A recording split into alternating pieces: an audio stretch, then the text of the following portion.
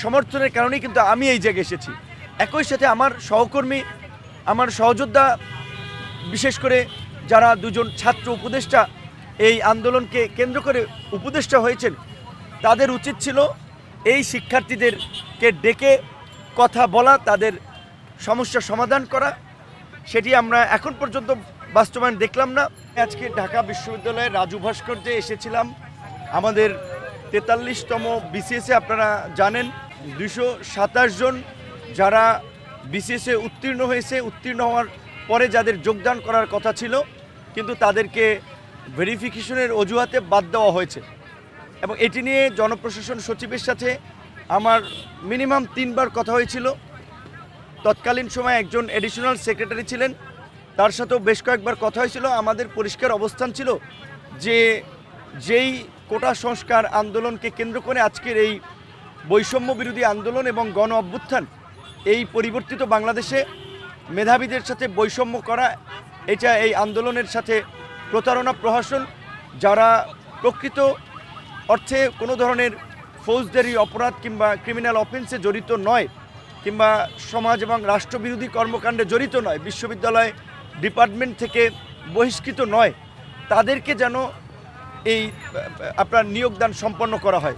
যদিও বেশ কয়েকবার আশ্বস্ত করা হয়েছে কিন্তু এখন পর্যন্ত তাদের নিয়োগদান সম্পন্ন করে নেই, যার ফলে তারা আজকে বেশ কিছুদিন ধরে অনশন করে, আপনারা শুনেছেন যে দুজনের অবস্থা খুব ক্রিটিক্যাল। তারা ঢাকা মেডিকেলে, একজনে আইসিইউতে ছিলেন, আবার সেখান থেকে এসেছেন, একজন এখনও সিসিইউতে, এইখানে এখনও 5 জন অনশন করছেন। তো আমাদের প্রত্যাশা ছিল যে বিশেষ করে বর্তমান সরকারের সময় এই যে শিক্ষার্থীদের আন্দোলনকে কেন্দ্র করে আজকে আমি 2019 সালে ডাকসুর ভিপি হয়েছি, আজকে একটা সম্ভাবনাময় রাজনৈতিক দল প্রতিষ্ঠিত করেছি, সেই দলের সভাপতি হিসেবে আছি। এর কৃতিত্ব শিক্ষার্থীদের আন্দোলন এবং সমর্থনের কারণেই কিন্তু আমি এই জায়গায় এসেছি। একই সাথে আমার সহকর্মী, আমার সহযোদ্ধা, বিশেষ করে যারা দুজন ছাত্র উপদেষ্টা এই আন্দোলনকে কেন্দ্র করে উপদেষ্টা হয়েছেন, তাদের উচিত ছিল এই শিক্ষার্থীদেরকে ডেকে কথা বলা, তাদের সমস্যার সমাধান করা। সেটি আমরা এখন পর্যন্ত বাস্তবায়ন দেখলাম না। এমনকি তারাই যে অনশন করছে, এইখানে উচিত ছিল তাদের এসেও তাদের সাথে সংহতি জানানো, এবং তারা তো চাইলে এইখানে বসে বসে এটার প্রজ্ঞাপন এবং সমস্যার সমাধান করতে পারে।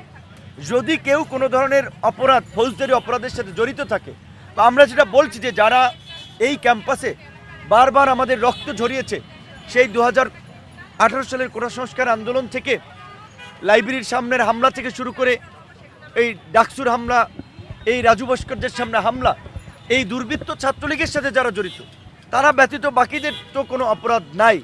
তাহলে এতগুলো মানুষ, ইভেন প্রথম আপনার দেখা যায় আপনার গেজেটে ছাত্রলীগের পদধারীদের আপনার মধ্যে 59 জন আপনার বাদ পড়েছিল, দ্বিতীয় গেজেটে তাদের 43 জনকে ওখানে পয়সাপাতি বা ঘুষ টুস খেয়ে কিন্তু ঢুকানো হয়েছে।